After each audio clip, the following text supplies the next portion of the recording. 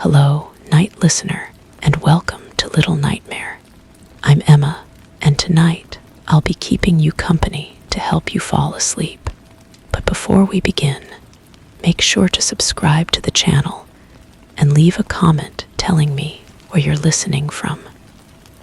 Story 1. There's a space between the window and the curtain that never feels empty.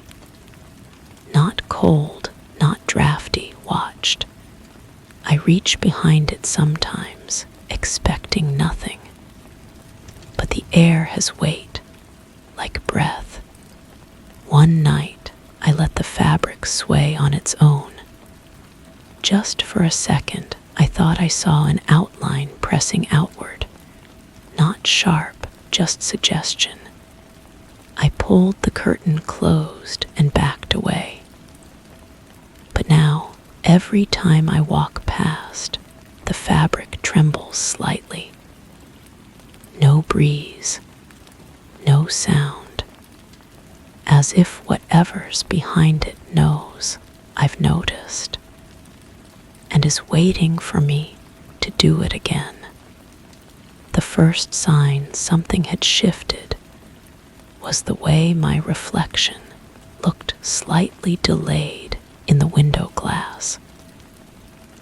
I'd raise my hand, and for just a fraction of a heartbeat, the reflection would follow rather than mirror.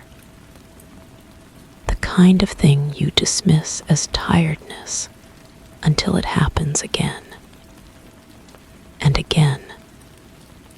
I started paying attention to every surface in the room, mirrors, picture frames, even the dark screen of my phone when it powered down. All of them showed me a version of myself that seemed to be learning my movements rather than copying them. I began documenting everything. Small notebook, black pen, times recorded only as morning or evening to avoid the specificity that might make this feel too real. The curtain moved 14 distinct times over the course of what felt like several days. Each movement lasted exactly long enough for me to register it, but not long enough to photograph. I tried anyway, filling my phone with blurry images of fabric that looked perfectly still in every shot. The smell came next. Not unpleasant exactly, but wrong for the space. Like rain on hot pavement, but inside. Behind the curtain, the scent was strongest, mixing with the peculiar weight of the air, until I couldn't tell where one sensation ended and another began. I pressed my nose to the fabric and breathed deep, trying to identify the source. The cloth smelled normal, detergent, dust, the faint mustiness of a window rarely opened. But underneath, something else, something that made my skin prickle, with the memory of being watched by unseen eyes. I started leaving small objects on the windowsill. A coin, a paperclip, a small stone from outside. Not as traps, exactly, but as markers. Ways to know if the space behind the curtain was truly empty, or if something was disturbing the boundary between inside and outside. The coin moved first, not far, just a few inches to the left. Then the paperclip vanished entirely. The The stone remained, but when I picked it up, it felt warm against my palm, as if it had been held by someone with a fever. Sleep became fragmented. I'd wake to the sound of fabric brushing against glass, soft and rhythmic, like someone running their fingers along the window from the outside. But when I'd check, the night would be still, and the curtain would hang motionless. I began sleeping with my back to the window, but that only made the sensation stronger. The feeling of being observed from behind, of something patient and curious studying the curve of my shoulders, the way my breathing changed as I drifted toward unconsciousness. The breakthrough came when I decided to record everything. Not just notes, but audio. I set my phone to record overnight, leaving it on the windowsill among my small collection of moved objects. When I played it back the next morning, most of the file was predictable. The hum of electronics, distant traffic, my own breathing. But buried in the static, something else. A sound like whispers, but not quite human. Words that seemed to be spoken in the gaps between my heartbeats, in a language that felt familiar, but remained just beyond comprehension. I listened to the recording 17 times, each playback revealing new layers of sound. The whispers weren't random. They followed a pattern, rising and falling in response to my movements in the bed. When I shifted position, the volume would increase. When I held my breath, the whispers would become more urgent, more insistent, as if whatever was speaking was trying to synchronize with my life signs, learning the rhythm of my existence. The glass began to fog without cause. Not condensation from temperature changes, but patterns that looked almost like fingerprints pressed from the other side. I'd wipe them away, but they'd return within minutes, always in slightly different configurations. I started tracing them with my finger, following the whorls and lines, until I realized they weren't random at all. They were responding to my touch, shifting and changing as I moved my hand across the surface. That's when I understood I wasn't observing something. I was participating in it. Every time I reached behind the curtain, every recording I made, every object I placed on the sill, I was deepening whatever connection had formed between the space behind the fabric and the space I occupied. The boundary was dissolving, and I was the one wearing it thin. The final experiment was inevitable. I decided to stay awake one full night, positioned directly in front of the window, with the curtain pulled back just enough to create a gap. I wanted to see what happened when I stopped pretending this was something I could study from a distance.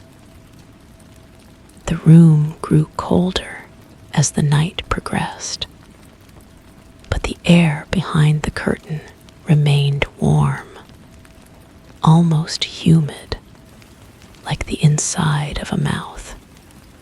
As the darkness deepened, the whispers became clearer. Not words exactly, but intentions.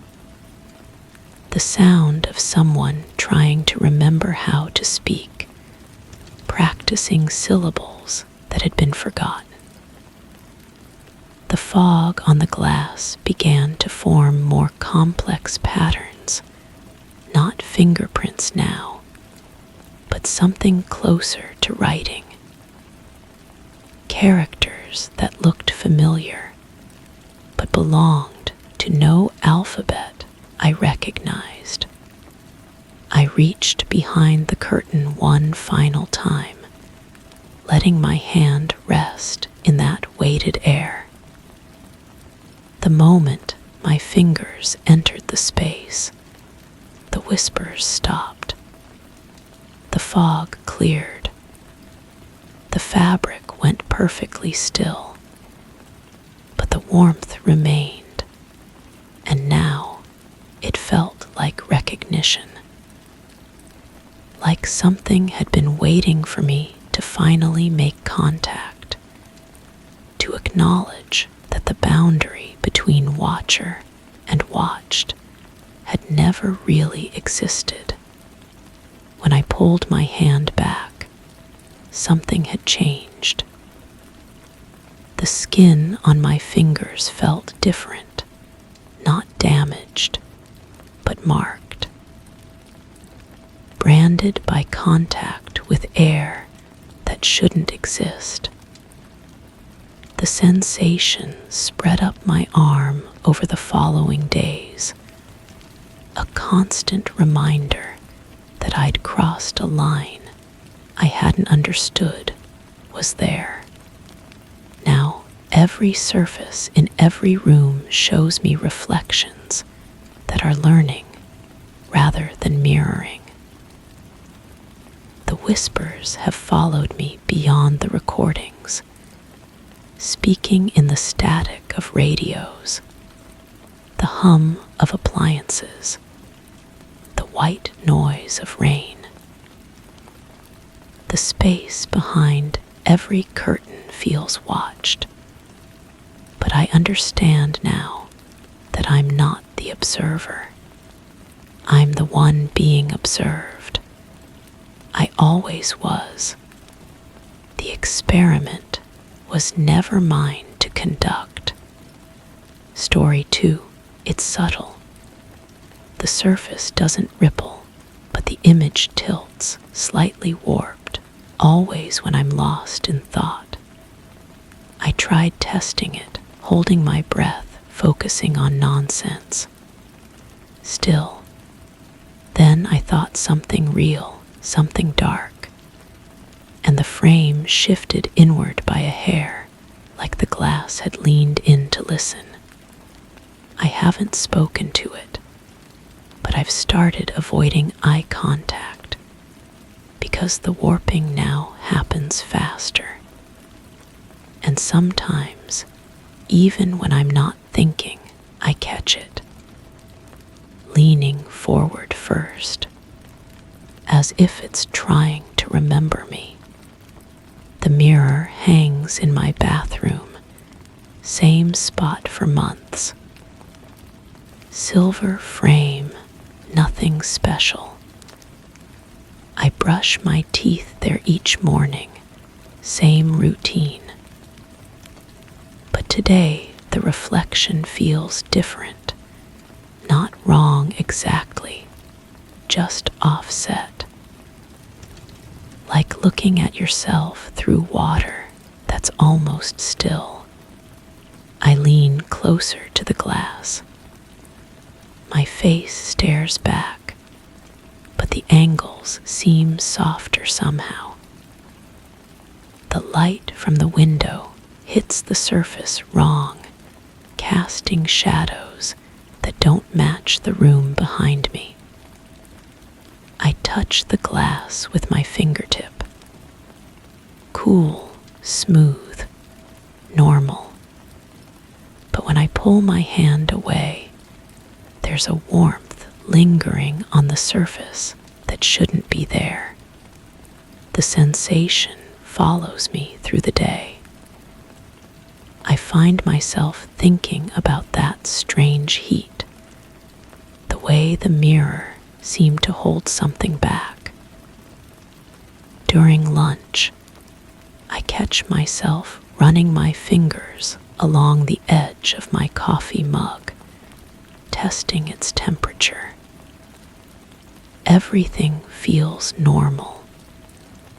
Everything except that glass upstairs. I return to the bathroom that evening. The mirror looks ordinary under the overhead light.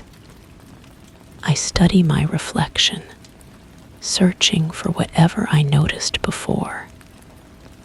Nothing, just tired eyes and familiar features.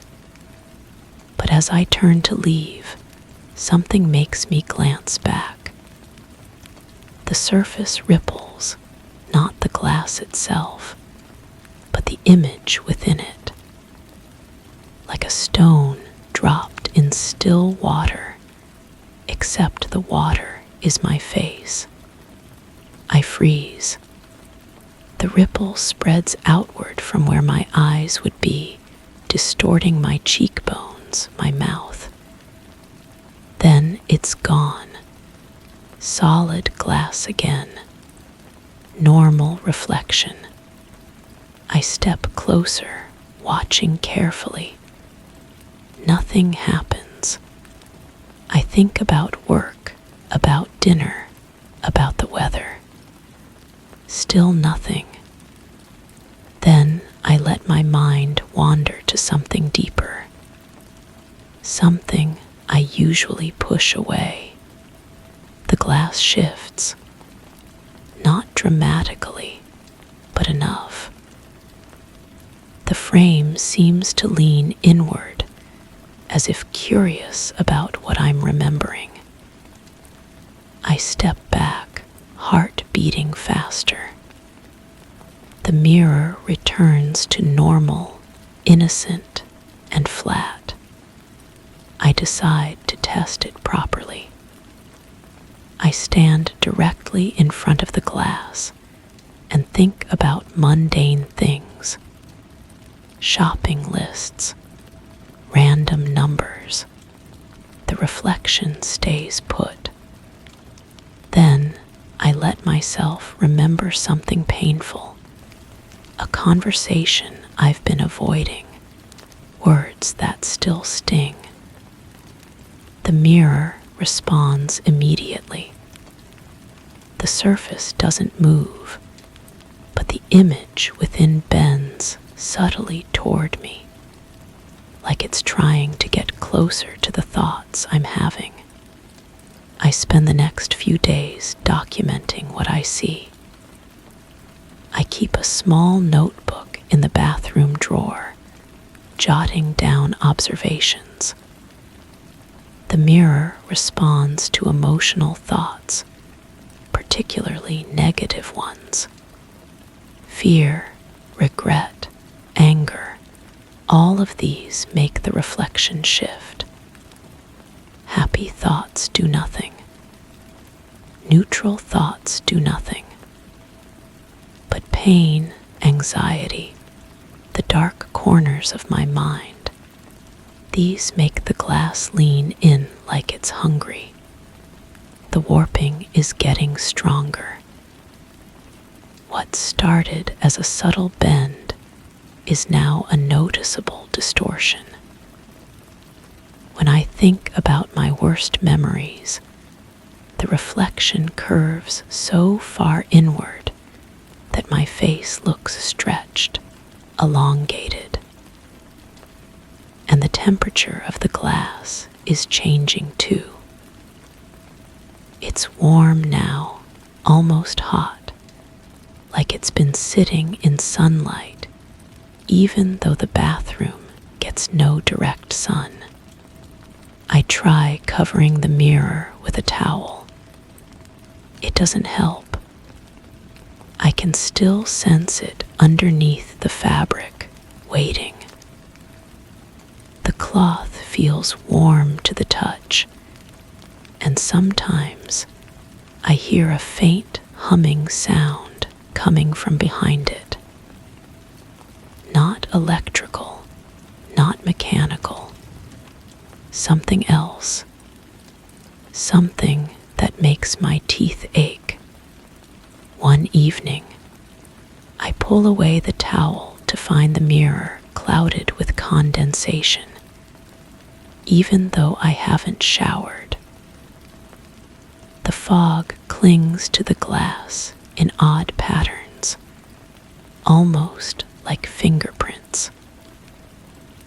Large ones, as if someone much bigger than me had pressed their palms against the surface from the inside. I wipe it clean with my sleeve, but the warmth remains. The next day, I notice the mirror responding even when I'm not thinking about anything particular. I'll be brushing my teeth, mind blank, and catch the reflection tilting toward me in my peripheral vision. When I look directly at it, it snaps back to normal. But I can feel it watching, waiting for my thoughts to turn dark so it can lean in and listen. I start avoiding the bathroom. I brush my teeth in the kitchen sink, wash my face with bottled water. But the mirror's presence follows me. Even in other rooms, I can sense it upstairs, patient and warm, bending toward thoughts I haven't even had yet. The breaking point comes when I'm trying to sleep. I'm lying in bed, eyes closed, when I feel that familiar pull. The sensation of being watched, of something leaning closer. I open my eyes and see my bedroom mirror, a small one on the dresser across the room, tilted at an impossible angle. Not the frame, but the reflection within it. It's showing me not my bedroom, but the bathroom upstairs. And in that reflected bathroom, I can see the main mirror, foggy with condensation, with something that looks like a face pressed against the glass from behind. I get up and walk to the bathroom. The mirror is normal, clean, cool to the touch. But when I look at my reflection, I see something else looking back. Not my face, but something wearing my face. Something that knows what I'm thinking before I think it. Something that's been learning from every dark thought I've fed it. I reach out to touch the glass, and my reflection reaches back. But our hands don't meet at the surface. They meet somewhere deeper, in the space between the glass and the silver backing.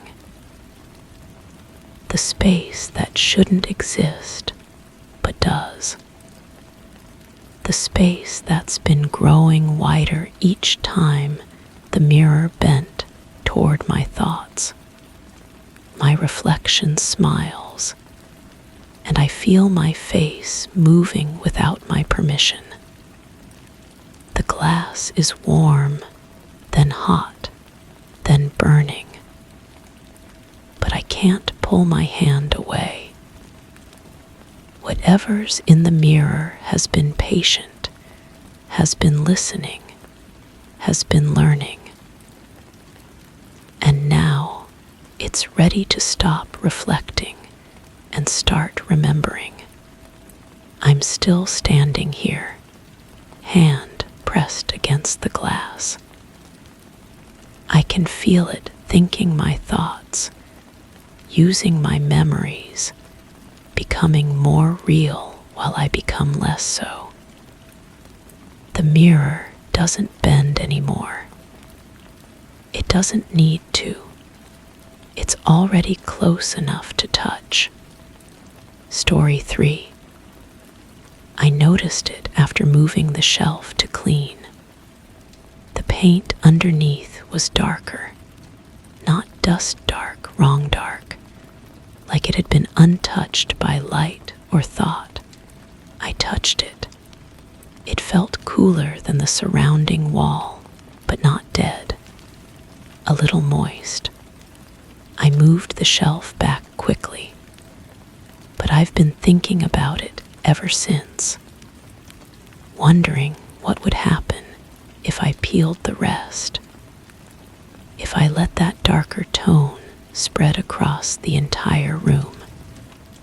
Something about it feels more honest than what's visible, and somehow I think it's been waiting for me to remember it.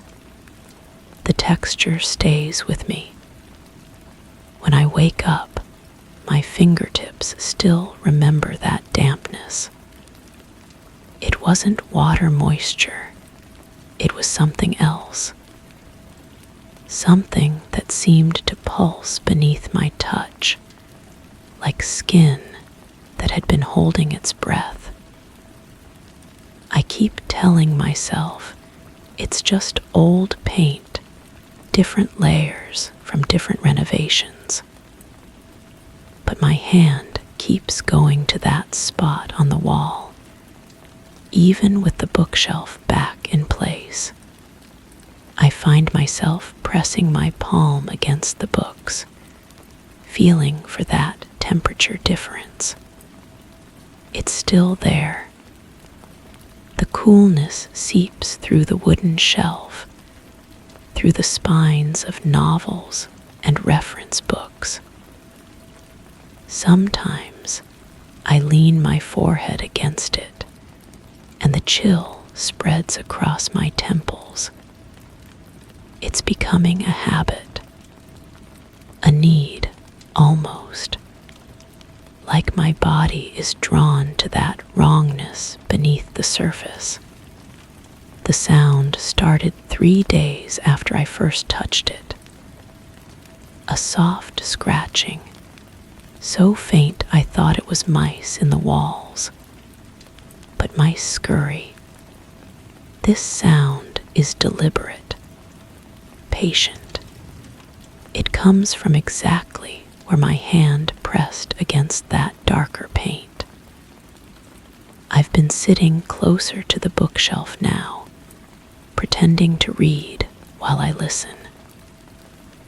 The scratching happens mostly when I'm not paying attention, when I'm lost in a book or focused on something else entirely. But when I concentrate on it, really listen, it stops. As if it knows I'm waiting for it. As if it's waiting for me to stop waiting. I bought a small recording device. One of those digital recorders people use for lectures. I've been leaving it running near the bookshelf, checking the playback each morning. For the first week, nothing.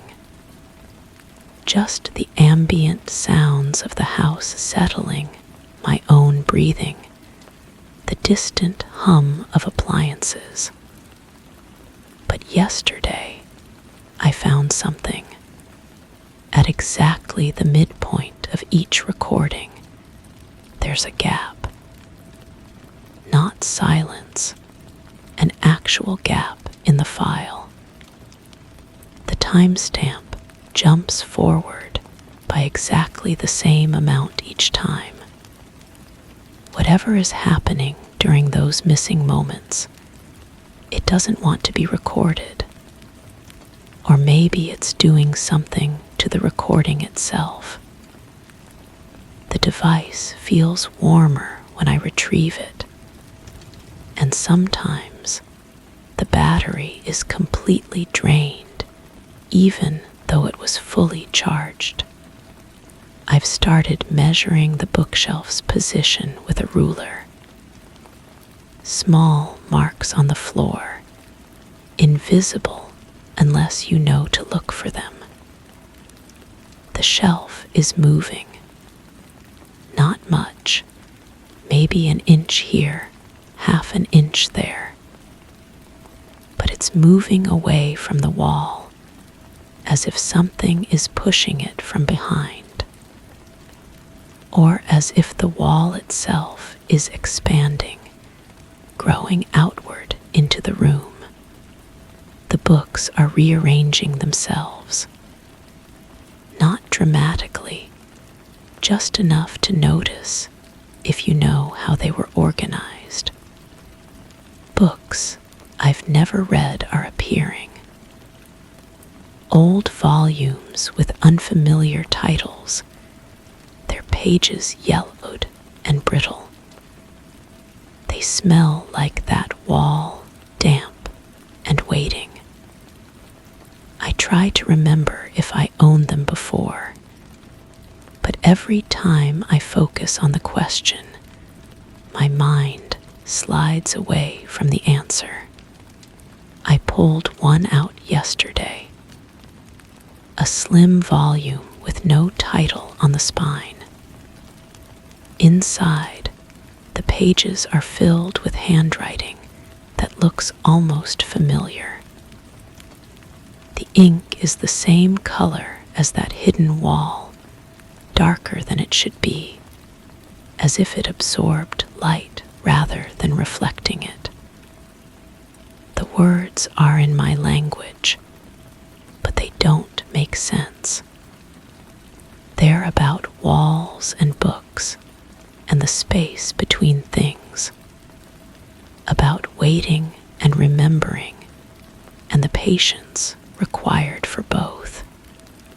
The handwriting looks like mine, would look if I were writing in my sleep. I've been checking the wall at different times now. Early morning, late evening, during the strange quiet of afternoon. Each time, I move just enough books to see that hidden section. The dark paint is spreading, slowly but undeniably. It's crept perhaps an inch in each direction from where I first touched it.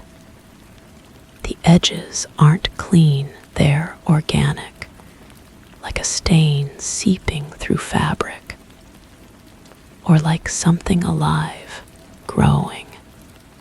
When I press my hand against it now, I can feel a rhythm, a slow, steady pulse that doesn't match my heartbeat. It's deeper than that, more fundamental, like the rhythm of someone breathing very slowly, or the sound of footsteps in a room that's supposed to be empty. I've started writing about it, not because I think it will help, but because I need to document what's happening. My handwriting is changing. The letters are becoming more angular, more deliberate. The ink seems darker on the page, and sometimes I find myself writing words I don't remember choosing. Words about walls and shelves and the honesty of hidden things. The scratching has become more frequent. It happens during the day now, not just at night. And it's not just scratching anymore, it's tapping. Like someone knocking on the wall from the inside, trying to get my attention. The pattern is almost musical, almost like a code. I've been trying to decode it, but every time I think I understand, the pattern changes. I moved the bookshelf completely yesterday. I had to know. I had to see how far it had spread. The dark paint now covers nearly a third of the wall.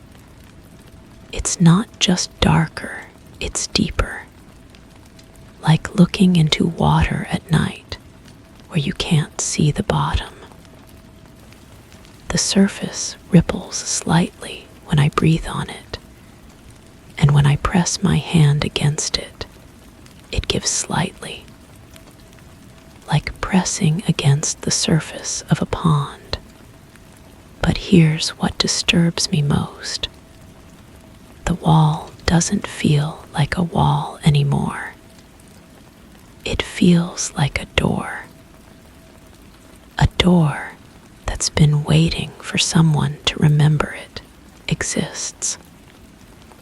And I think it's been waiting specifically for me. I can't stop touching it. My hand goes to it without my permission, fingers tracing the edges where the dark paint meets the normal wall. Each time I touch it, it responds. The coolness spreads up my arm, and for a moment, I can almost hear something. Not the scratching or tapping, but something else, like a voice calling from very far away or very close by. The books are all wrong now. Titles I don't recognize, authors I've never heard of. But when I try to remove them, they feel heavier than they should, as if they're rooted to the shelf. Some of them are warm to the touch, and I swear I can feel them vibrating slightly, like they're alive, like they're trying to tell me something. I found a photograph tucked inside one of the strange books. It shows this room, but the bookshelf isn't there. Instead, there's just the wall, entirely covered in that dark paint. And standing in front of it, with their hand pressed against the surface, is a figure I almost recognize. The photograph is old, faded, but something about the person's posture is familiar. The way they're standing, the angle of their head, the way their fingers are spread against the wall. It looks like me, but it can't be me. I've never taken a photograph like that. I've never stood in front of a wall that dark. Have I? The wall is calling to me now. Not with sound, but with something deeper. A pull I can feel in my chest, in my bones. It wants me to press both hands against it, to lean into it, to let it show me what it's been trying to show me all along. I think I'm going to do it. I think I need to do it. Because whatever is behind that wall, whatever is waiting in that darkness, it's been patient with me. It's been teaching me, preparing me, showing me that the invisible world is just a thin layer over something much more honest. The bookshelf is moving on its own now, sliding away from the wall centimeter by centimeter, making room for what's coming, or making room for me to join what's already there. My hands are already reaching for it. The dark paint is warm now, almost hot. It's ready. I'm ready. And I think I finally understand what it means to remember. Story 4. I never use the switch. It's old, stubborn. But lately, when I enter the bathroom without a word, the fan begins humming softly. The kind of sound you feel in your chest more than hear. But the moment I speak, even a single word, it stops. I've tested this dozens of times. The rule is consistent. Silence equals motion. It's never random, never faulty. I started wondering what it was trying to drown out. Or maybe what it was amplifying, waiting for. Now I keep quiet longer, just to hear how loud it gets. The ceramic tiles under my bare feet feel cooler than they should. The morning light filtering through the frosted window casts familiar shadows. But today, something feels different. The silence has weight to it, pressing against my eardrums like water. I hold my breath and listen. That's when the fan begins its slow, deliberate rotation above my head. The sound isn't mechanical. It's organic, rhythmic, like breathing. I've lived in this house for years, used this bathroom countless times, but I've never noticed this pattern before. The fan blade moves with purpose, each rotation creating a soft whoosh that seems to pull at the air around me. I want to say something, anything, just to break the spell. But curiosity keeps my lips sealed. I reach for the medicine cabinet, and the metal handle feels warm against my palm. Too warm. My reflection in the mirror looks the same, but there's something in my eyes I don't recognize. Alertness, maybe fear. The fan continues its steady rhythm, and I realize I'm synchronizing my breathing with it. In on the whoosh, out on the silence between rotations. The wallpaper behind me, a faded floral pattern I've always hated, seems to shimmer slightly in my peripheral vision. When I turn to look directly, it's perfectly still. But the moment I face the mirror again, the movement returns. Subtle, like the paper is breathing along with the fan, along with me. I decide to document this. My phone sits on the counter, and I reach for it slowly, afraid any sudden movement might break whatever spell has taken hold. The screen lights up, and I open the voice memo app. But as soon as I press record, the fan stops. complete silence. Even the ambient sounds of the house seem muted, as if someone has wrapped the entire room in cotton. I stop recording and wait. The silence stretches, thick and expectant. Then, gradually, the fan begins again. This time, there's something different in its tone. A harmony, almost. Like a second voice has joined the first. I hold the phone up again, but don't press record. I just watch the waveform display as it picks up the sound. The pattern is irregular, broken, like Morse code. The water in the sink drips once, twice, then stops. I hadn't turned on the faucet.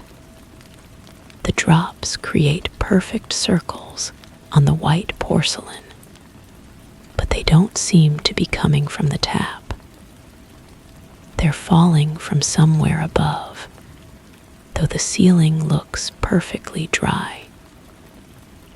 Each drop coincides with a particular rotation of the fan, as if the sound is somehow condensing moisture from the air. I lean closer to examine the sink, and that's when I notice the smell.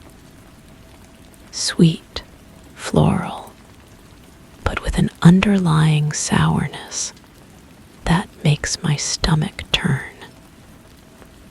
It's not coming from the drain or the cabinet beneath. It seems to be emanating from the walls themselves, seeping through the floral wallpaper like the pattern is blooming into reality. My skin prickles with goosebumps despite the growing warmth in the room. The fan's humming has become more complex, layered with overtones that shouldn't be possible from a simple exhaust fan. I place my hand flat against the wall, and I feel it. A gentle vibration, like a heartbeat, pulsing in rhythm with the fan's rotation. The morning light from the window seems to be dimming, though I can see clear sky outside. The shadows on the floor are lengthening, reaching toward me like fingers. I blink hard, thinking my eyes are playing tricks, but when I open them, the shadows have moved closer. They're not cast by anything in the room. They have their own source, their own intention. I want to leave, but my feet feel rooted to the cold tiles. The fan above me spins faster now, creating a wind that shouldn't exist in such a small space. It ruffles my hair, tugs at my clothes, and carries with it whispers that I can't quite make out. They're not words exactly, but they have the cadence of speech, the urgency of someone trying to communicate something important. My reflection in the mirror starts to lag behind my movements. When I raise my hand, it takes a moment for the reflection to follow. When I turn my head, the mirror version lingers, looking at something I can't see. Its eyes are focused on a point behind me, and its expression is one of growing alarm. I turn around, but there's nothing there. just the shower curtain, slightly moving in the artificial breeze created by the fan. But when I face the mirror again, my reflection is pointing at something. Its mouth is moving, forming words I can't hear over the fan's increasingly aggressive humming. The temperature in the room drops suddenly, and I can see my breath in small puffs. The warm tiles under my feet now feel like ice. The wallpaper is definitely moving now, the flowers seeming to wilt and bloom in rapid succession. The pattern is hypnotic, and I find myself losing track of where I am when I am. I reach for the light switch, desperate to change something, anything about this situation. But as my fingers approach the plastic cover, I feel a shock. Not electrical, but something else. A jolt of information, of understanding that I'm not ready for. The fan responds to my proximity to the switch, spinning so fast now that it creates a whirlwind in the small space. Papers from the counter scatter, toothbrushes fall, and the shower curtain billows wildly. But still, I don't speak. Something tells me that breaking the silence now would be worse than enduring whatever this is.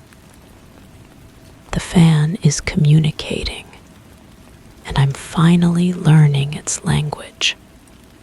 The mirror begins to fog despite the cold, and in the condensation, shapes appear. Not letters, not pictures, but something that bypasses language entirely and speaks directly to the fear center of my brain. The shapes shift and change, telling a story I don't want to understand but can't ignore. I watch, paralyzed, as the story unfolds in the mist. It's about the previous tenant, the one who left suddenly. It's about the nights they spent in this bathroom, listening to the fan, learning its rhythm. It's about the choice they made and the choice I'm about to make. The fan stops. The silence is absolute, pressing against my eardrums like deep water. My reflection in the now clear mirror looks back at me, and for the first time, we're perfectly synchronized. But there's something different in its eyes. A knowledge, a resignation. It mouths a single word, and even though I can't hear it, I understand. I nod. The fan begins to turn again, but this time, I know what it's saying, and I know what I have to do. The bathroom feels larger now, infinite, like I could walk into the mirror and never come back. The tiles beneath my feet are warm again, welcoming. The wallpaper has settled into a new pattern, one that includes me in its design. I've learned the fan's language, and now I'm part of its vocabulary.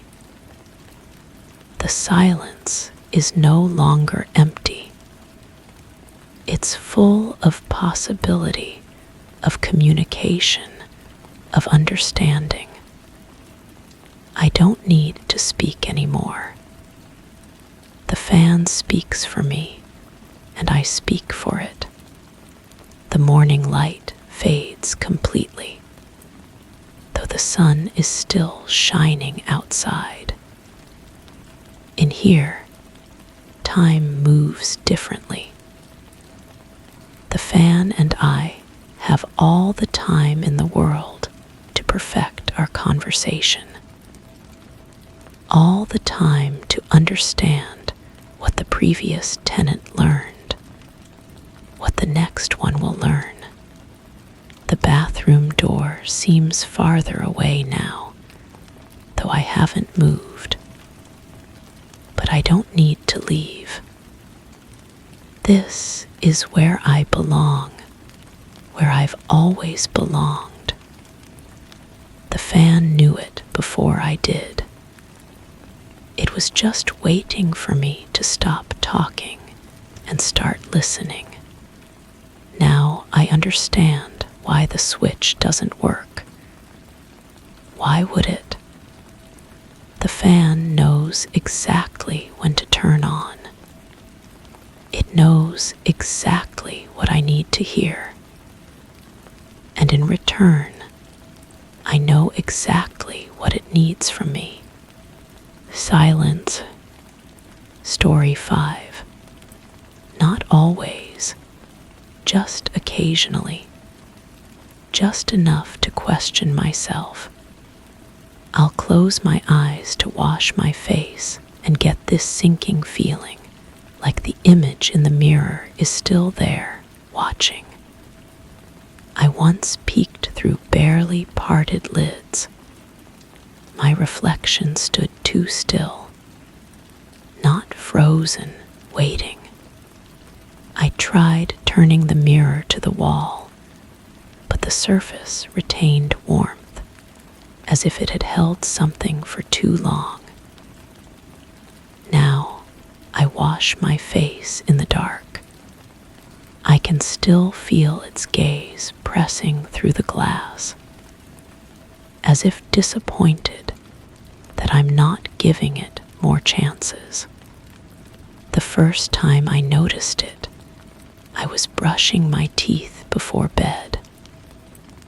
The bathroom felt colder than usual, and the fluorescent light flickered with that familiar electrical hum. I leaned closer to the mirror, examining a small cut on my lip from earlier. That's when I saw it, or rather, didn't see it. My reflection moved a fraction of a second after I did. Like an old television with a delay, but more deliberate, more conscious. I stepped back, heart racing. The reflection followed, but its eyes remained fixed on where I had been standing. I waved my hand. The reflection waved back, but the gesture felt hollow, mechanical. I convinced myself it was exhaustion, stress from work, too much caffeine.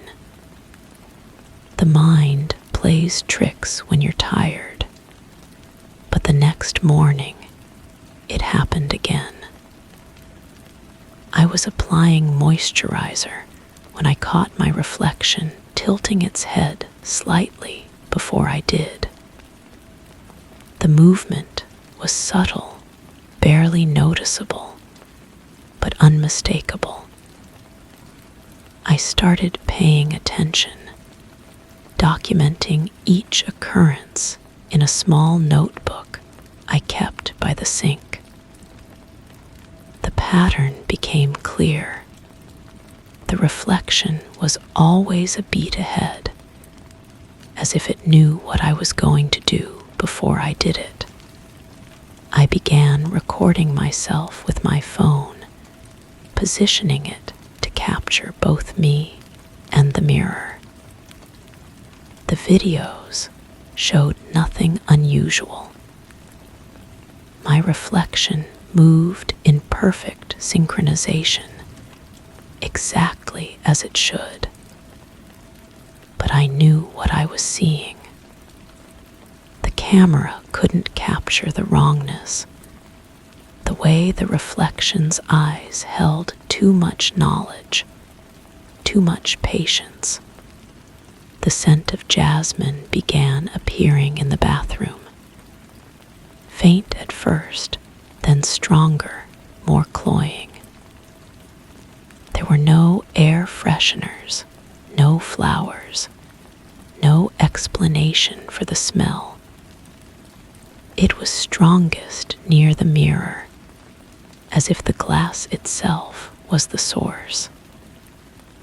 I scrubbed the surface with vinegar, bleach, anything that might remove whatever was causing it. The smell persisted, growing sweeter, more sickening. I started avoiding the bathroom mirror altogether, using the small compact from my bedroom instead. But even then, I could feel its presence. The large mirror seemed to pull at my peripheral vision, demanding attention. When I passed by quickly, I caught glimpses of movement that shouldn't have been there. The reflection was still there, waiting, even when I wasn't looking directly at it. Sleep became elusive. I would lie awake thinking about the mirror, about what I was seeing, about the wrongness of it all.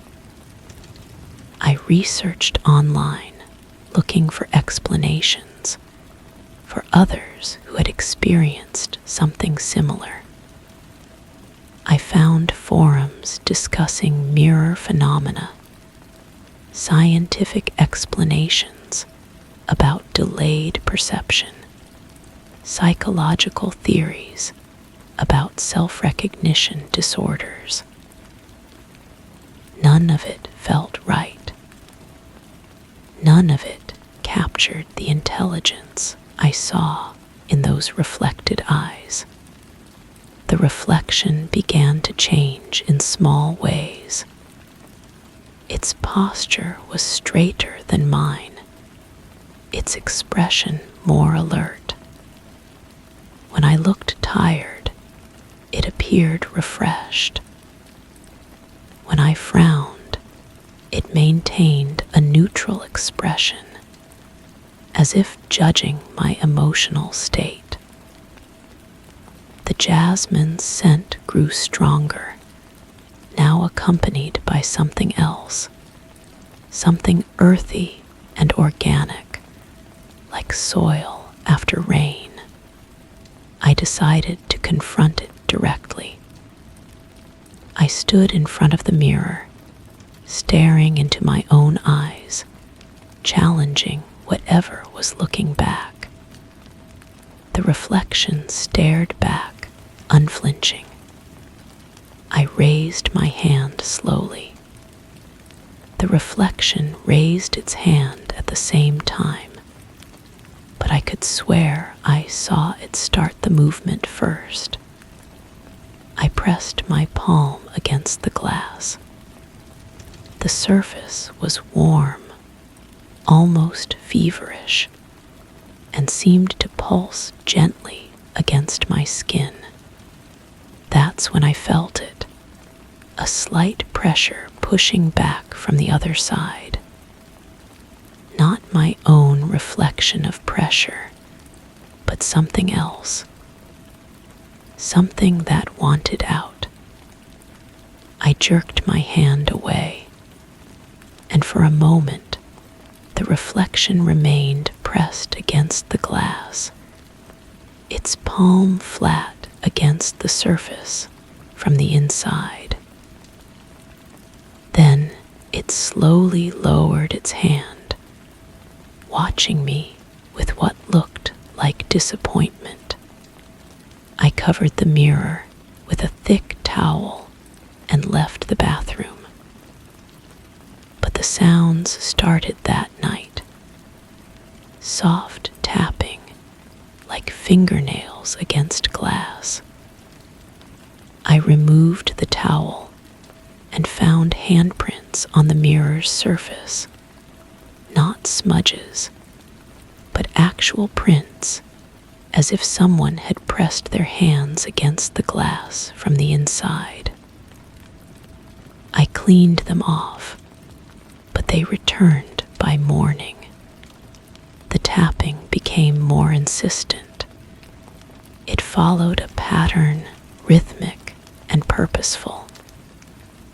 I realized it was Morse code. Simple messages at first. Hello, can you hear me, please? Then longer communications. I've been waiting. You're not supposed to see me. Something went wrong. I stopped deciphering them. I didn't want to know what it was trying to tell me. I moved to sleeping in the living room, but I could still hear the tapping echoing through the walls. The jasmine scent followed me, seeping under doors, clinging to my clothes. I started showering at the gym, avoiding mirrors wherever possible. But reflections are everywhere. Windows, phone screens, puddles on the street. And in each one, I caught glimpses of that other version of myself, the one that moved too deliberately, watched too intently. The breaking point came during a thunderstorm. The power went out, and I was fumbling for candles when I accidentally knocked over a lamp. The crash echoed through the apartment, followed by an immediate response, the same crash, but muffled, as if coming from inside the walls. I lit a candle and walked slowly to the bathroom. The mirror was uncovered, and in the flickering light, I saw my reflection clearly. It was sitting on the edge of what appeared to be a bathtub, in a bathroom that wasn't mine. The walls behind it were different, older, covered in peeling wallpaper instead of paint. It looked up at me with an expression of relief, as if it had been waiting for this moment. It stood and walked toward the glass, pressing both hands against the surface. The mirror began to bow outward, the glass stretching like liquid. I ran. I grabbed my keys and left the apartment, not caring about the storm outside. When I returned hours later, the mirror was normal, flat, and reflective. But there was a crack running from corner to corner, and the jasmine scent was gone. In its place was something else, the smell of rain and earth, of somewhere far away. I never fixed the crack. I tell myself it's just a broken mirror, nothing more. But sometimes, late at night, I catch glimpses of movement in the fractured glass. Pieces of a reflection that doesn't quite line up. Fragments of someone who looks like me, but isn't. The crack seems to be spreading slowly, day by day. I've stopped documenting the occurrences. I've stopped researching explanations. Some questions are better left unanswered. Some doors better left closed. But the reflection is still there, patient and watching, waiting for the crack to widen enough. I can feel it pressing against the glass, testing the boundaries, learning the rhythm of my movements. I wash my face in the dark now, but the feeling remains. The certainty that something is watching, something that knows me better than I know myself. The crack in the mirror reflects light differently now, creating patterns that seem almost like Morse code.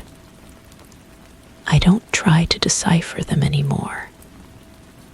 I don't want to know what it's trying to tell me, but I know it's still there, in the space between the glass and the silvering, in the reflection that moves just a heartbeat before I do.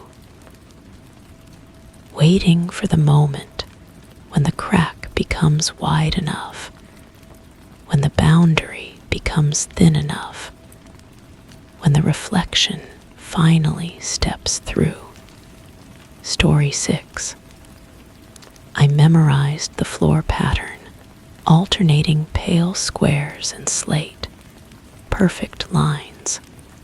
But now they shift, not broken, not damaged, just slightly off. Diagonals where there were once straights, gaps where none existed. I asked a friend to confirm it once. They said it looked normal, but when I asked them to describe it from memory, they couldn't recall the layout. Not a single square. I think it's hiding something in the rearrangement, or maybe testing who notices. Some days, I think it's arranging letters. Other days, warnings. I've stopped walking barefoot. The first time I noticed the displacement, I was carrying my morning coffee. The ceramic mug felt unusually warm against my palm, radiating heat that seemed to pulse in rhythm with my heartbeat. I paused mid-step, staring down at the floor beneath my feet. The pale square I was standing on had rotated exactly 15 degrees counterclockwise. The slate tiles around it remained perfectly aligned, creating a diamond-shaped void where symmetry should have existed. I set the mug down and crouched, running my fingertips along the edges. The grout lines felt smooth, unbroken, as if the tile had always been positioned this way. But I knew better. I had walked this path every morning for months, memorizing each imperfection, each subtle variation in the stone's natural patterns. This wasn't right. That evening, I returned with a ruler and a notebook. I began documenting everything, the exact position of each displaced tile, the angle of rotation, the way the light caught the surfaces differently. The pale squares seemed to absorb more warmth than they should, while the slate remained cold to the touch. Even after hours of indirect sunlight streaming through the windows, my measurements revealed something disturbing. The tiles weren't just randomly misaligned, they were forming patterns, subtle geometric shapes that shifted from day to day, as if responding to some invisible force or following a code I couldn't decipher. I started taking photographs, but the camera seemed to struggle with focus whenever I aimed it at the floor. The images came out blurred, distorted, showing shadows that didn't match the lighting in the room. I began spending more time studying the arrangements. Sometimes I would lie flat on my stomach, pressing my ear against the cool slate, listening for vibrations or sounds that might explain the movement. The tiles hummed, barely audible, like the distant drone of electrical wiring, but with a rhythmic quality that suggested intention rather than malfunction. My sleep became fragmented. I would wake in the middle of the night, compelled to check the floor pattern. Each time, something had changed. A single tile might have shifted clockwise, or an entire row might have developed microscopic gaps between the stones. I started keeping a flashlight beside my bed, its beam revealing details that seemed to disappear under normal lighting. The smell came next, sweet and metallic, like copper pennies soaked in vanilla extract. It emerged from the gaps between the tiles, strongest in the areas where the misalignment was most pronounced. I tried to trace the source, getting down on my hands and knees, breathing in the strange aroma that seemed to intensify whenever I paid attention to it. My friend visited again, and I showed them my notebook filled with sketches and measurements. They glanced at the pages, then at the floor, then back at me with an expression I couldn't read. "It looks fine," they said, but their voice carried a note of uncertainty.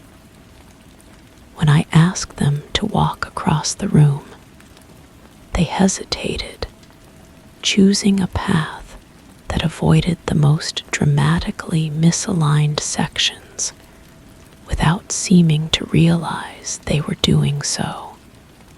I started marking the tiles with small pieces of tape, creating reference points to track the changes more accurately. But the tape disappeared, not torn away or fallen off, but absorbed somehow, leaving behind faint adhesive residue that formed its own patterns on the stone surface. The movements became more pronounced. Tiles would shift several inches overnight, creating raised edges that caught my feet when I walked across them. The geometric patterns grew more complex, resembling symbols or letters from an alphabet I couldn't identify. I began to suspect they were trying to communicate something, encoding messages in the rearrangement of stone and mortar.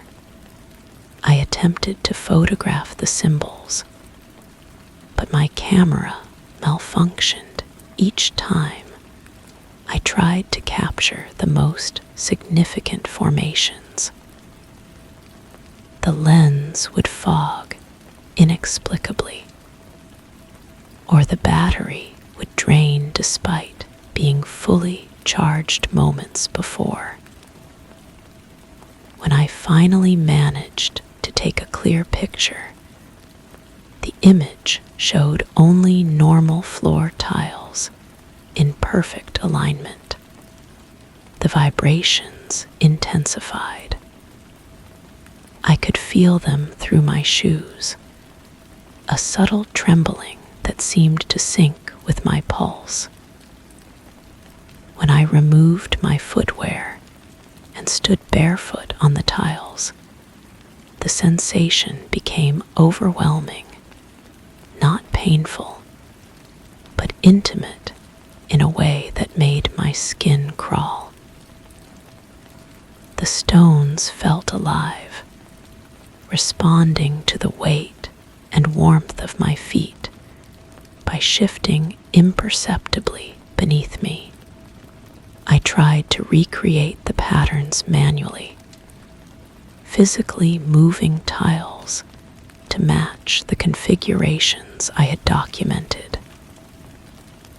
But the stones felt impossibly heavy when I attempted to lift them, and the few I managed to budge snapped back to their original positions the moment I released my grip.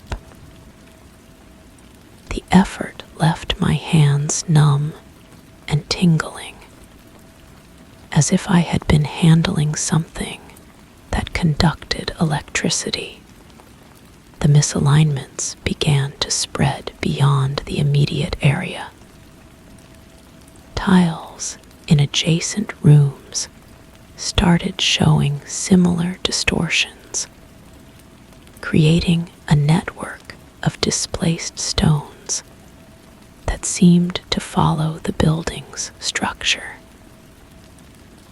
I mapped the progression, noting how the patterns flowed along invisible lines that corresponded to nothing in the architecture I could identify. My documentation grew obsessive.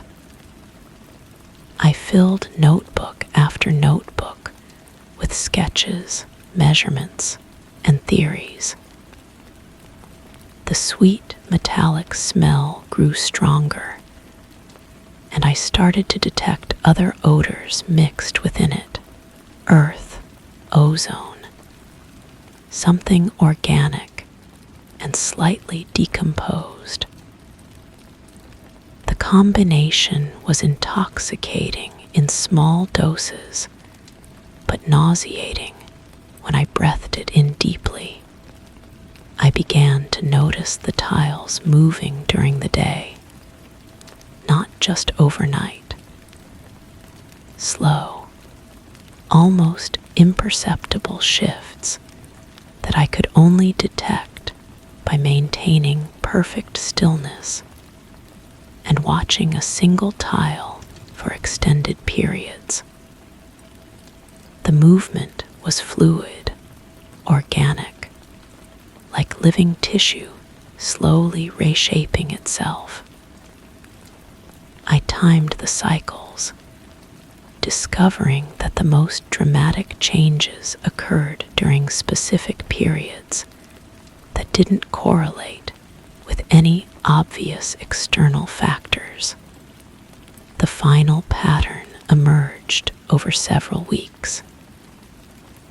The tiles had arranged themselves into a complex mandala-like design, with spiraling arms that seemed to draw the eye inward toward a central point where several pale squares had rotated to form a perfect star. The formation was beautiful and terrifying, possessing a geometric precision that felt both ancient and alien. I stood at the center of the pattern, feeling the stones pulse beneath my feet with increasing intensity. The sweet, metallic smell became overwhelming, and I realized it wasn't coming from between the tiles anymore. It was emanating from my own skin, as if my body had absorbed something from prolonged contact with the shifting stones. The vibrations synchronized with my heartbeat, then began to override it, forcing my pulse to match their rhythm. I tried to step away, but my feet felt rooted to the tiles, held in place by a force that seemed to flow upward from deep beneath the building's foundation.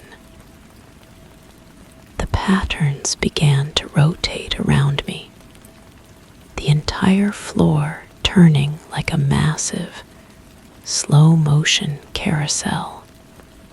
I am still here, standing in the center of the mandala.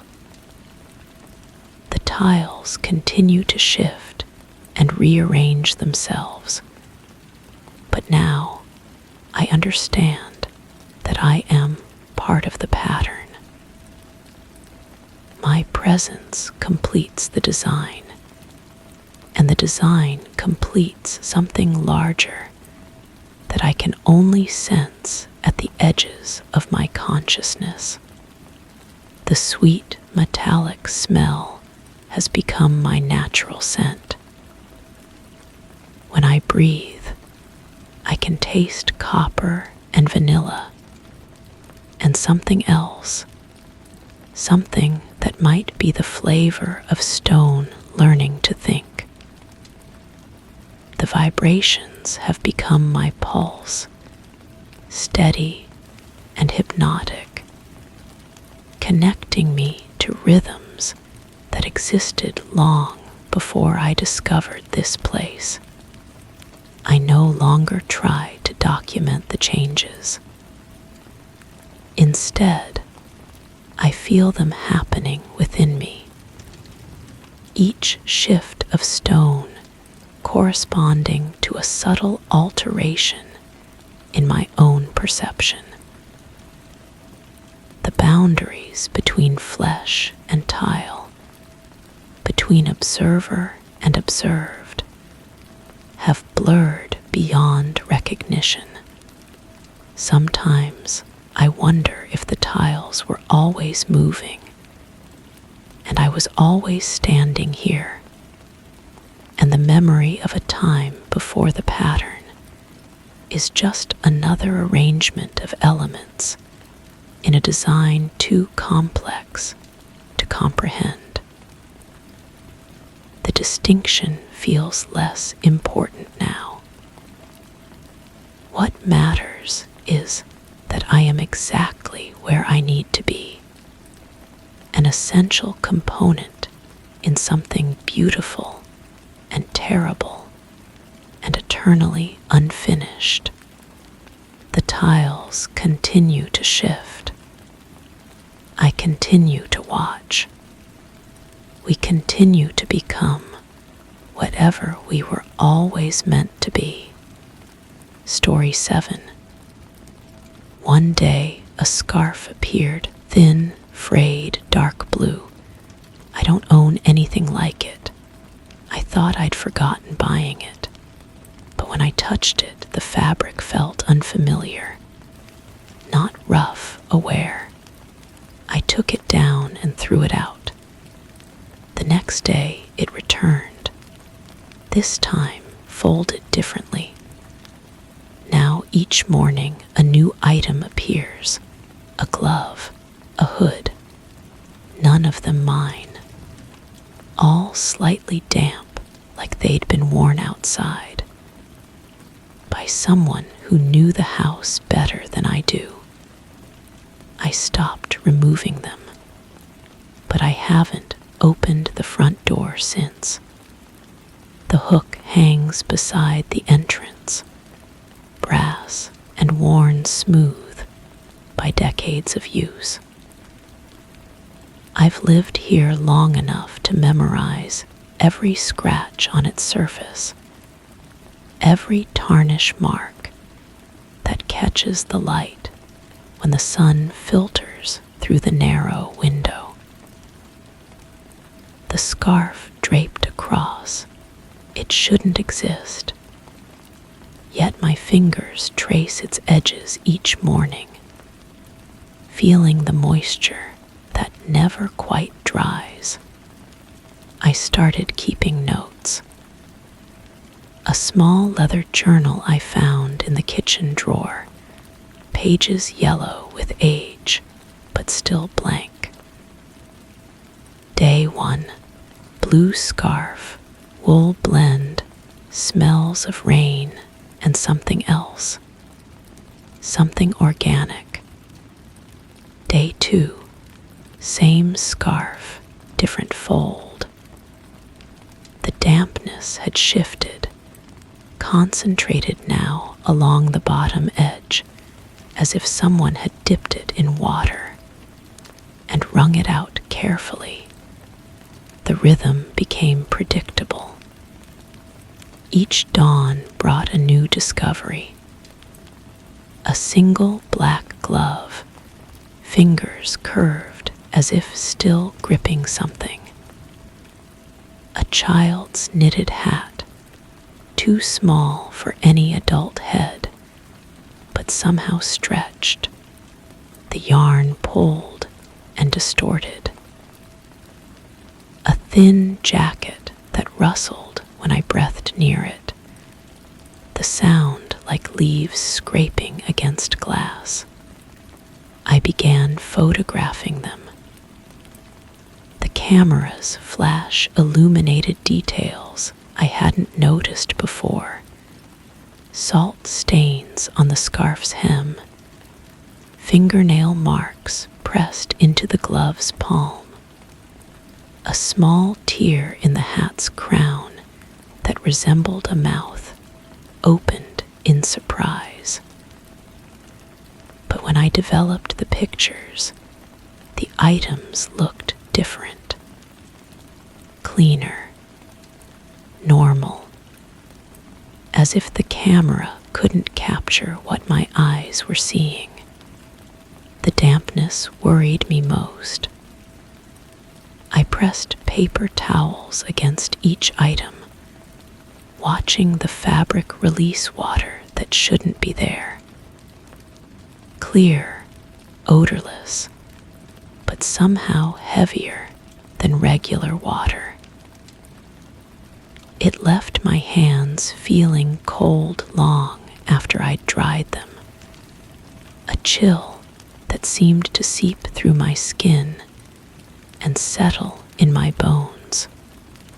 I installed a motion sensor camera pointed at the hook.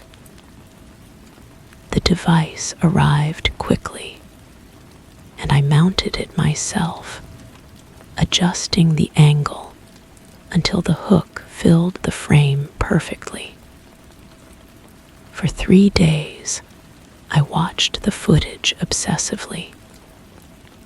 Nothing, just the hook, empty and still, the brass surface reflecting the changing light as hours passed. But the items kept appearing. On the 4th day, I discovered something that made my stomach turn. While reviewing the footage, I noticed a shadow, not cast by any object in the room, but moving independently across the wall behind the hook. It appeared for exactly 7 seconds, drifting from left to right like smoke, then vanishing. The timestamp showed it happened while I was sleeping. I rewound the footage, played it again. The shadow returned, identical in every movement. But this time, I noticed the hook itself seemed to darken slightly when the shadow passed.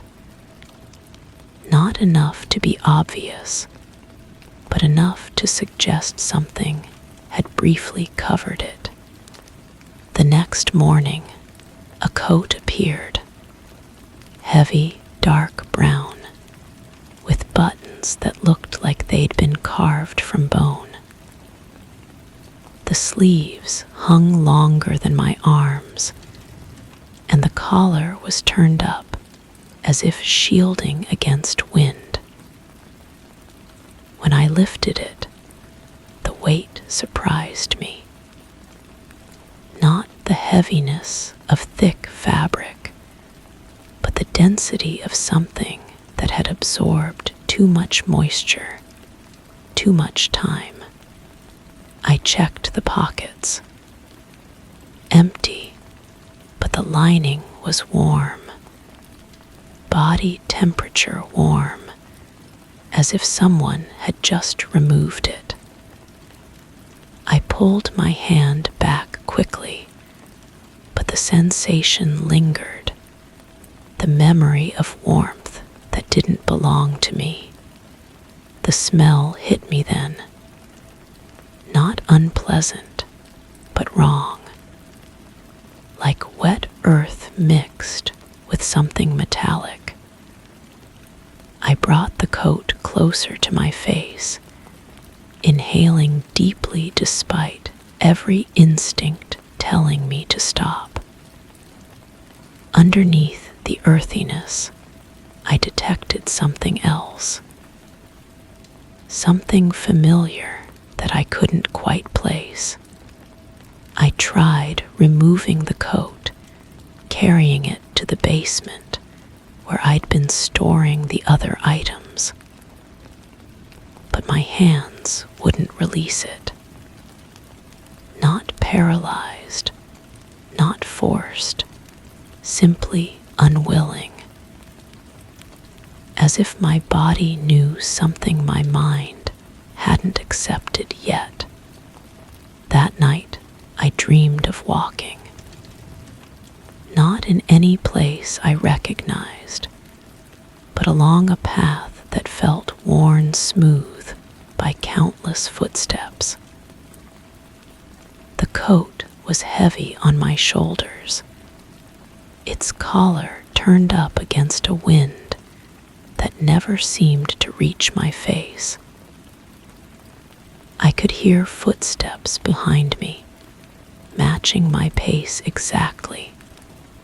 But when I turned, the path stretched empty into darkness. I woke with dirt under my fingernails. The realization crept in slowly, like cold water rising. I hadn't been outside in weeks. My shoes sat by the door, clean and dry. The windows remained locked, their seals unbroken.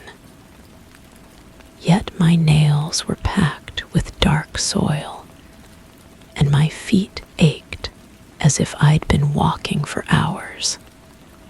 I scrubbed my hands raw, but the dirt seemed to have penetrated too deeply.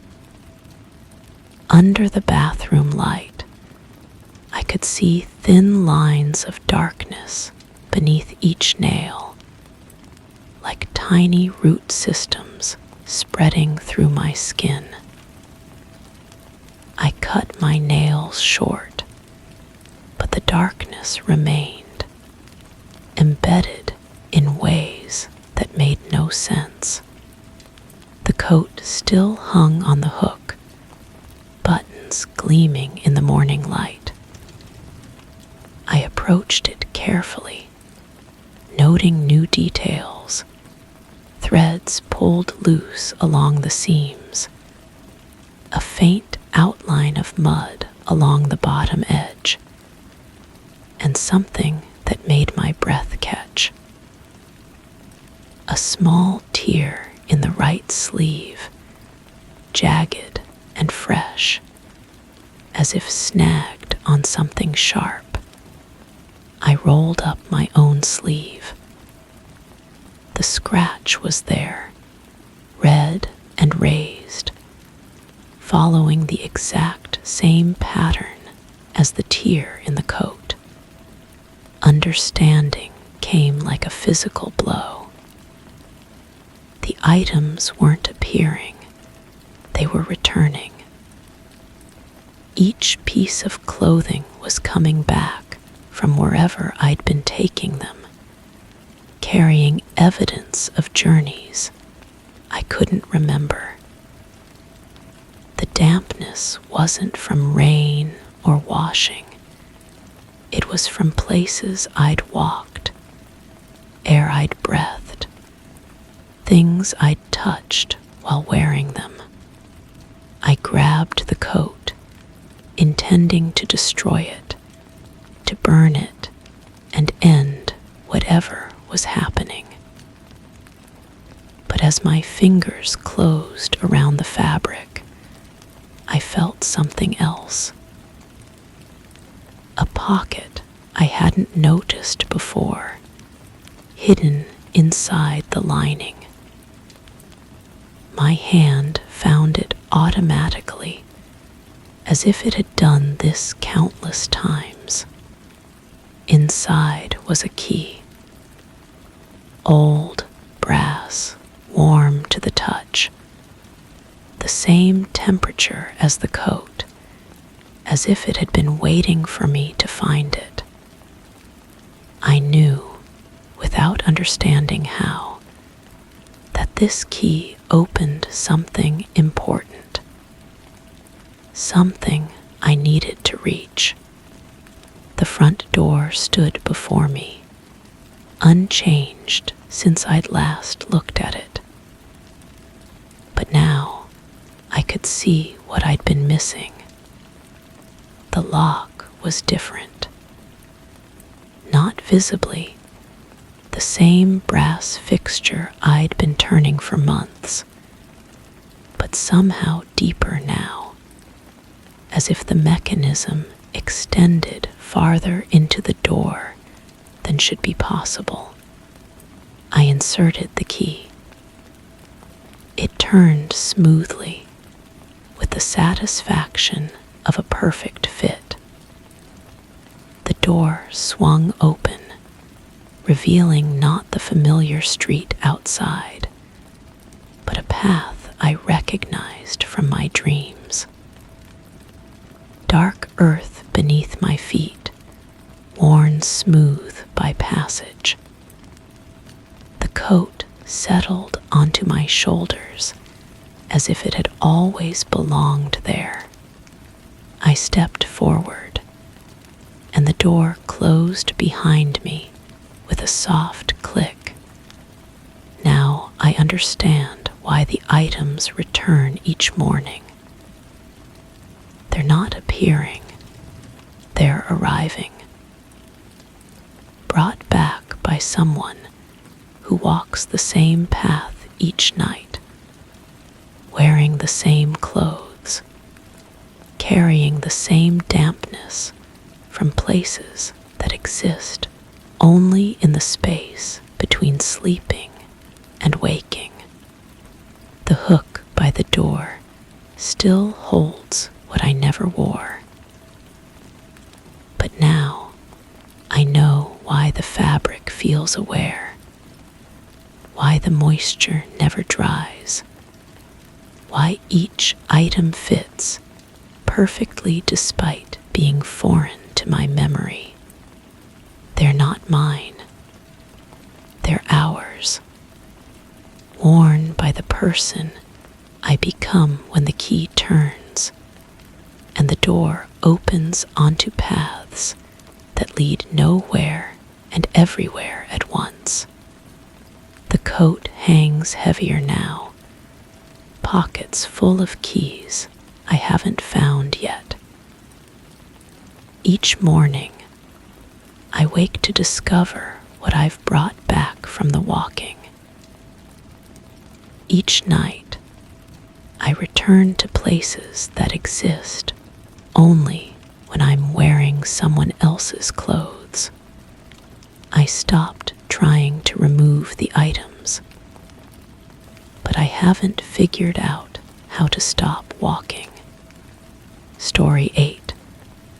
Fresh paint has a smell, but this has no reason to linger. The walls were done years ago.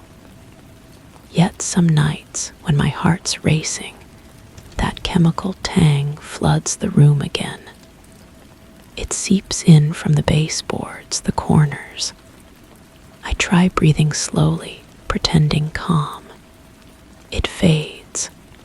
I tried crying once as a test. The smell intensified, acrid, sharp, like something celebrating the taste of emotion. Now I sleep with the window open, but even the air outside feels sweetened, coated in that same scent, like it's no longer coming from the walls, but from inside me. The first sign something deeper was happening came when I started keeping a journal. Not intentionally. I found myself writing down details about the smell when it appeared, how strong it was, what I was feeling. The notes became obsessive. I measured my breathing patterns, my pulse, the temperature of the room. Scientific method, I told myself. Find the logical explanation, but the data made no sense. The smell came strongest during moments of stress, yes, but also during unexpected calm. When reading a book, peaceful and content, the chemical sweetness would suddenly bloom around me. When arguing with my reflection in the bathroom mirror, nothing. The correlation I expected simply wasn't there. I started recording everything. My phone filled with voice memos describing the scent's intensity, its subtle variations. Sometimes it reminded me of hospital corridors. Other times, like the inside of a new car mixed with something organic, something breathing. The recordings became a ritual. I'd wake up, smell the air, and document my findings. Listening back to these recordings revealed something disturbing. My voice changed when the smell was strongest. Not dramatically, just a slight shift in tone, like I was speaking through water. In the clearest recordings, when the scent was overwhelming, I could hear something else in the background. A faint humming, rhythmic and low. At first, I assumed it was the air conditioning or electrical interference. But the humming followed patterns that matched my heartbeat. The walls began to feel different too. Not visibly, they looked exactly as they always had. But when I pressed my palm against them, particularly near the corners where the smell seemed strongest. They felt warm. Not room temperature warm, but body temperature, like skin. The paint itself seemed to pulse slightly under my touch, as if something was moving beneath the surface. I tried to rationalize this. Old building, settling foundation, temperature changes. But the warmth was too consistent, too deliberate. It responded to my presence. When I stood close to the wall, the temperature increased. When I moved away, it cooled. When I was upset, the entire surface seemed to radiate heat. The smell began following me outside. Not immediately. It took weeks to build up to that. First, I'd catch hints of it in my car. Then in the grocery store, just a whisper of that chemical sweetness in the produce section. Soon, it was everywhere I went. People didn't seem to notice it. I'd ask friends, colleagues, strangers if they smelled anything unusual. They'd sniff the air politely and shake their heads. This isolation made me more determined to document everything. I bought a small recording device specifically for this purpose. I'd set it up in different rooms, leave it running for hours, then analyze the audio for patterns. The humming was always there, buried beneath the ambient noise. But it was getting stronger. One evening, while reviewing a particularly clear recording, I heard something that made me restart the file 3 times. Beneath the humming, almost inaudible, were words. Not in any language I recognized, but definitely words. They had rhythm, cadence, intention. They seemed to be responding to my voice, to my breathing, to the sound of my movements around the room. I started speaking to the walls directly, quietly, experimentally. The smell would intensify immediately. The humming would become more complex, almost musical. The warmth under my palms would spread, creating patterns of heat that felt like communication. I was having conversations with something that lived in the paint, in the walls, in the chemical residue of renovation. The revelation came when I realized the smell wasn't coming from the walls at all. It was coming from me. The walls were responding to something I was producing, something I was becoming. The chemical tang was my scent, changed and amplified by whatever was happening to me. The humming was my heartbeat, processed and returned. The warmth was my body heat, reflected and concentrated. I was changing, had been changing since the first night I noticed the smell. The walls weren't haunted or infected. They were mirrors. They were showing me what I was becoming. amplifying the transformation that had been happening slowly, invisibly, for months. The recordings confirmed it. In the earliest files, my voice was completely normal. But as the weeks progressed, that underwater quality became more pronounced. By the most recent recordings, my voice had harmonies that shouldn't exist. Undertones that suggested something else was speaking through me, or that I was speaking through something else. I stopped leaving the apartment, not from fear, but from curiosity.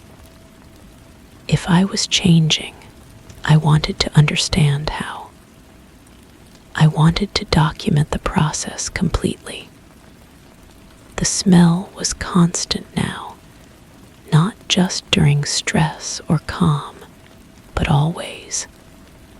It had become my natural scent. The walls stayed warm, responsive to my presence. The humming had evolved into something like music, complex and layered. I tried to record a final entry, a summary of everything I'd discovered. But when I played it back, the voice wasn't mine anymore. It was something new, something that had grown from the intersection of my anxiety, the chemical residue in the walls, and whatever process had been slowly transforming me. The words were mine, but the voice belonged to something else. The walls still smell like paint when I'm anxious, but now I understand why. They're not reacting to my emotions. They're celebrating them. They're feeding on them. And I'm not just the observer anymore. I'm the source. The smell isn't coming from the walls or from me. It's coming from what I'm becoming, what the walls have been teaching me to become. The window stays open, but not for fresh air. It's for whoever comes next, for whoever will smell the chemical sweetness and wonder where it's coming from. The walls are patient. They have time. They have exactly what they need to begin the process again. And I'll be here in the scent, in the warmth, in the humming that matches a heartbeat, waiting to welcome them home. Story 9. I live alone. I clean often, but I find trails, faint grooves in the floor leading away from the table. Not scratches, paths, curved, patient, as if the table inches forward when I sleep. I placed tape across the legs one night. In the morning, the tape was intact, but the floor showed new lines, longer this time. Now the table is half a foot off center.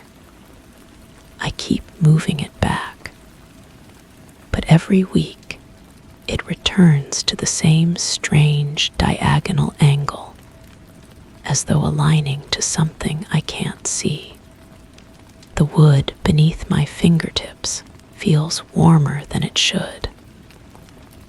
Not the gentle warmth of sunlight through windows, but something deeper. Something that pulses faintly, like a heartbeat trapped in timber. I run my hands along the grain, searching for an explanation that logic refuses to provide. The surface remains smooth, unchanged, yet the temperature shifts under my touch, cooler near the edges, warmer at the center, as if the table breathes through its pores. I began documenting everything. Each mark measured, photographed, mapped on graph paper with the precision of an architect. The patterns emerged slowly, revealing themselves like constellations in a night sky I had never bothered to study. The grooves formed spirals, each one larger than the last, expanding outward from a central point beneath the table's heart. Not random scratches from years of use, but deliberate curves that suggested purpose, intelligence, intent. The smell arrived with the third week of observations. Lavender, impossibly strong, drifting through rooms where no flowers had ever bloomed. It clung to the air around the table, thick and cloying, as if someone had spilled perfume directly onto the wood. I checked every corner, every cabinet, every hidden space where such a scent might originate. Nothing. The fragrance existed only in the table's vicinity, growing stronger when I approached, fading when I moved away. My reflection in the table's polished surface began to disturb me, not because it looked wrong, but because it looked too right, too clear, too present. Even when the room grew dim, when shadows consumed the corners and darkness pressed against the windows, my reflection remained perfectly visible in the wood. Sharp, detailed, watching me with eyes that seemed more alert than my own. I found myself avoiding direct glances, stealing quick glimpses from the corners of my vision. The recordings I made captured sounds that my ears had missed during the day. Soft whispers embedded in the ambient noise, voices speaking words I couldn't quite decipher. They seemed to emanate from the table itself, as if the wood had learned to speak in frequencies just beyond human perception. I played them back repeatedly, adjusting volume and speed, but the words remained tantalizingly unclear, almost familiar, almost meaningful. One evening, I noticed the table's position had shifted while I sat in the same room. Not gradually, not while I was distracted, but in the single moment when I blinked. The displacement was minimal, perhaps an inch toward the window, but undeniable. I marked its new position with chalk, then settled into my chair to watch. The table remained motionless for hours, yet when I finally looked away to check my notes, it had moved again. Another inch, another impossible adjustment. The floor beneath the table began to show signs of wear that defied explanation. Circular patterns, worn smooth, as if countless feet had walked the same path for decades. but the marks were too precise, too uniform, too deep for normal use. They suggested ritual, repetition, purpose. I traced them with my finger, feeling the smoothness of wood that had been caressed by something patient and persistent. My sleep became restless. Dreams filled with the sound of wood scraping against wood, of whispers in languages I didn't recognize, of shadows that moved independently of their sources. I would wake to find my sheets twisted, my pillow damp with perspiration, and the persistent scent of lavender hanging in the air. The table waited in the darkness, its presence more pronounced in the absence of light, as if night revealed its true nature. I installed a camera to record what happened while I slept. The footage showed nothing unusual, just a static table in a quiet room. But the audio track contained sounds that made my skin crawl. Footsteps circling the table, chair legs scraping against the floor, the soft thud of something heavy being placed on the surface. All captured during hours when I lay unconscious, when the room supposedly remained empty and still. The table's warmth began to spread, first to the chairs surrounding it, then to the floor beneath, then to the walls nearby. The affected areas pulsed with gentle heat, as if the building itself was developing a fever.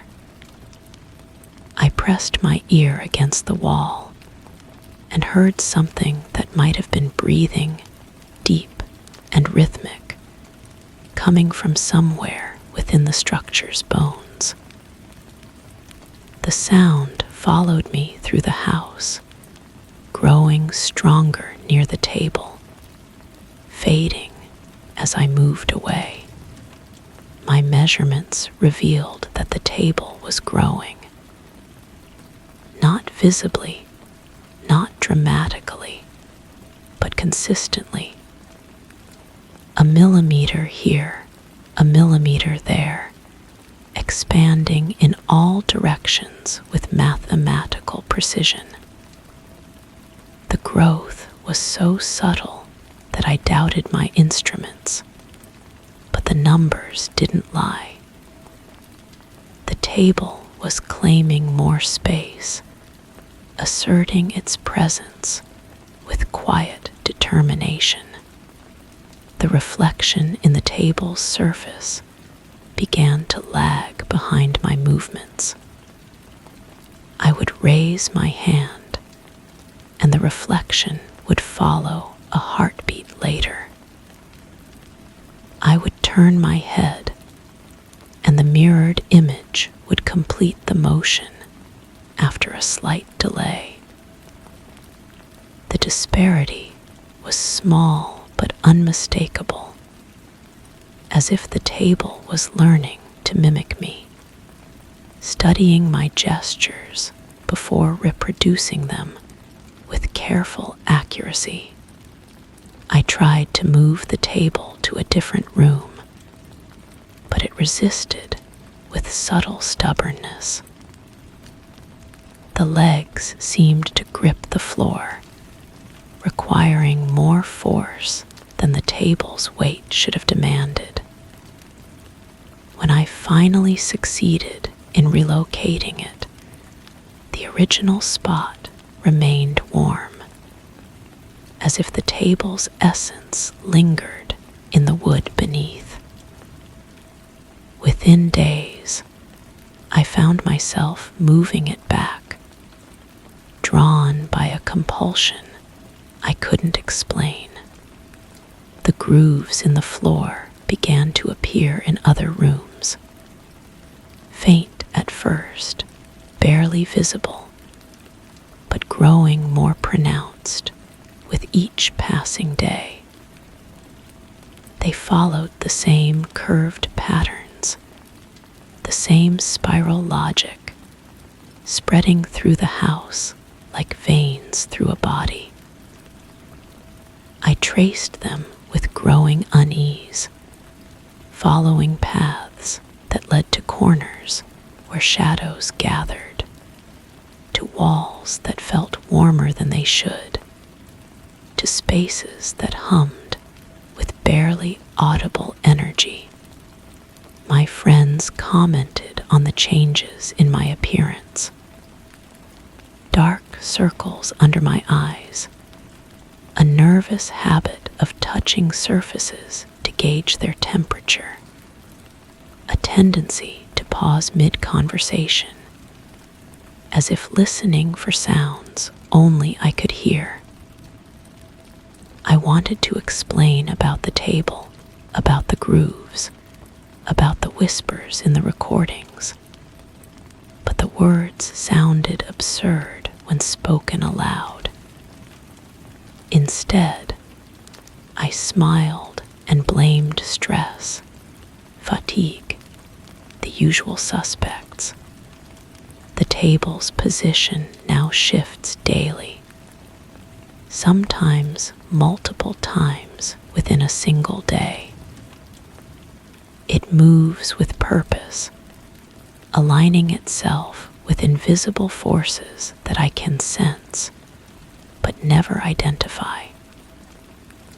Each new position reveals fresh grooves in the floor, deeper and more complex than before. The patterns form a map of something I don't understand, a blueprint for a structure that exists beyond my perception.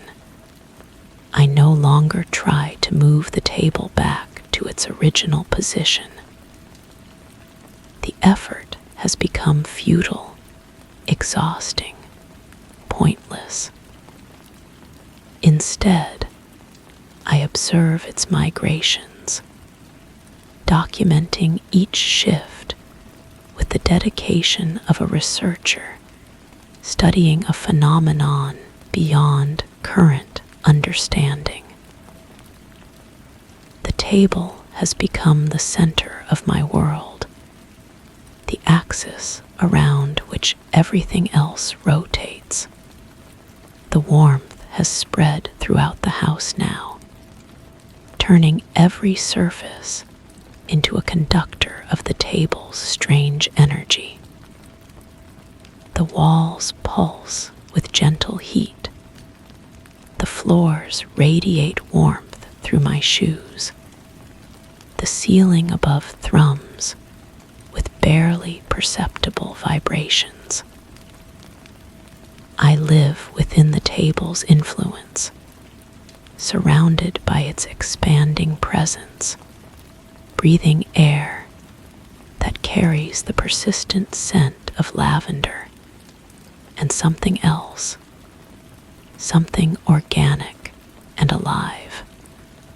My reflection in the table's surface now moves independently, performing actions I haven't taken, expressing emotions I haven't felt. It smiles when I frown, nods when I shake my head, reaches for things that aren't there. The mirrored version of myself has become a separate entity, one that understands the table's purpose in ways I cannot grasp. The grooves in the floor have connected, forming a continuous path that winds through every room, every corner, every space I inhabit. They guide my footsteps now, leading me in circuits that feel both familiar and foreign. I find myself walking the patterns unconsciously, my feet following curves that were carved by something patient and persistent. The house has become an extension of the table, or perhaps the table has become the heart of something larger. The distinction no longer matters. What matters is the warmth that flows through everything, the whispers that speak in frequencies I'm learning to understand, the grooves that map a reality I'm beginning to inhabit. I still live alone, but the solitude feels different now. Populated, accompanied. The table sits in its chosen position, aligned with forces that bend reality to accommodate its presence. The grooves in the floor continue to deepen, carving paths that lead to destinations I haven't yet discovered. The warmth spreads, the whispers multiply. The reflection in the wood's surface watches me with eyes that know more than I do. I clean often, but the marks remain, growing more defined with each passing day. They are not flaws to be removed, but features to be preserved, evidence of something that has claimed this space as its own.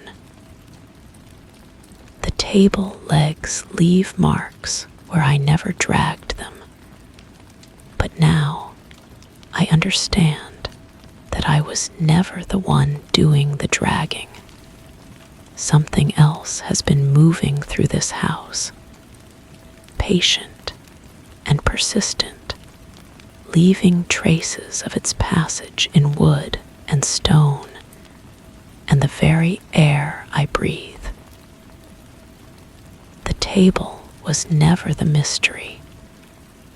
It was the key to understanding what has been here all along, what has been waiting for me to notice, to document, to finally comprehend. The grooves continue to deepen. The warmth continues to spread. And I continue to follow the paths that have been carved for me. The table sits in its perfect position, aligned with forces that I can feel, but cannot see, marking time in ways that transcend measurement. The mystery has not ended. It has simply revealed itself to be larger than I ever imagined, and I am no longer alone in discovering it.